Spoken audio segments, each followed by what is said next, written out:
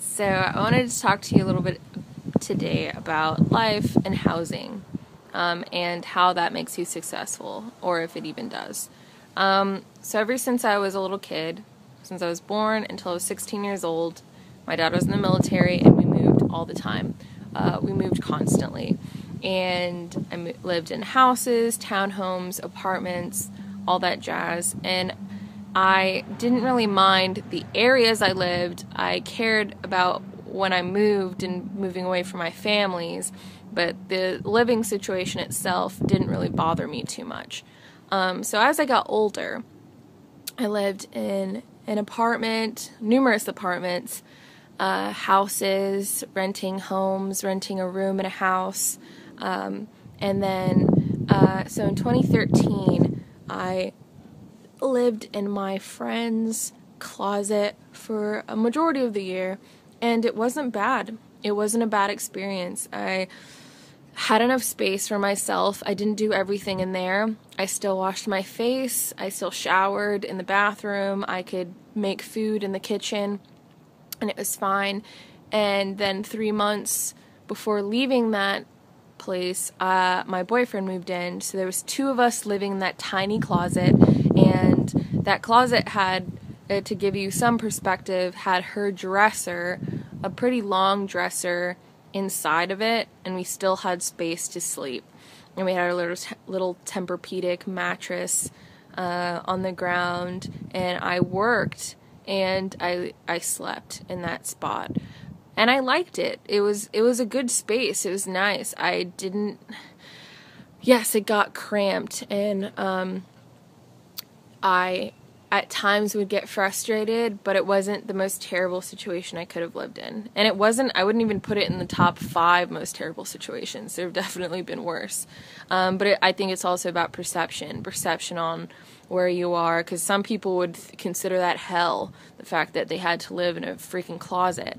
So then after that, me and my boyfriend moved into an apartment, and it was nice. It was a 2-bedroom, 2-bathroom. We had a bathroom actually in our room because we had the bigger room, but that didn't ultimately work out. And then I left and got started living at a co-op, which I absolutely love.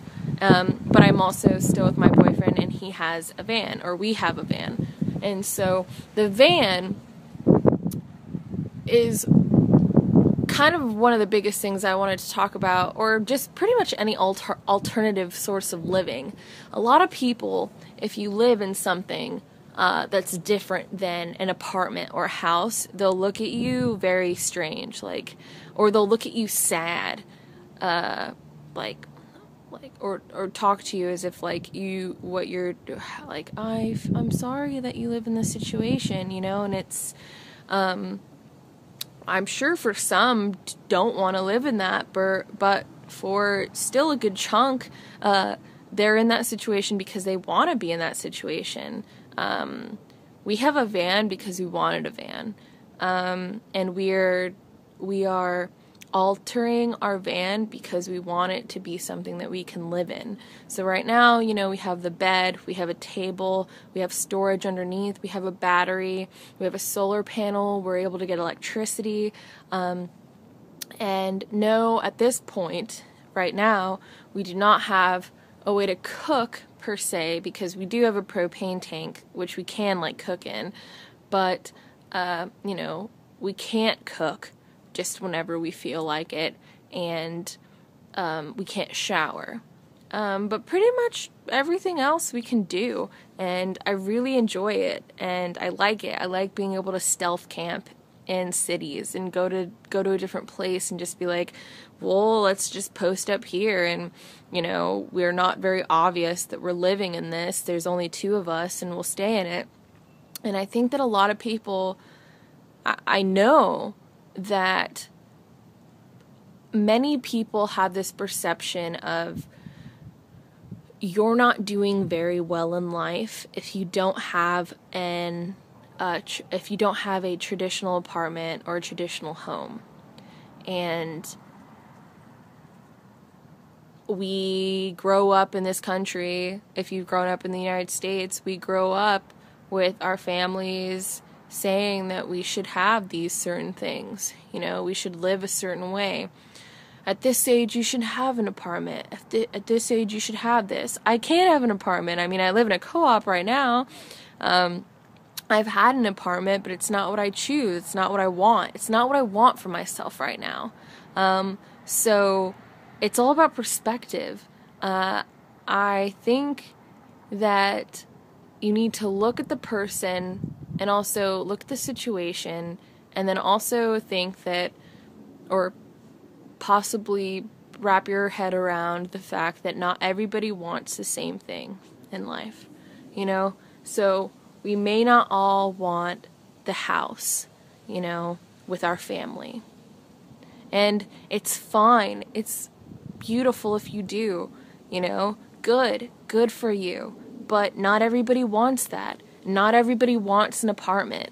Not everybody wants that. I love that this revolution of tiny homes has been breaking through, because it's wonderful.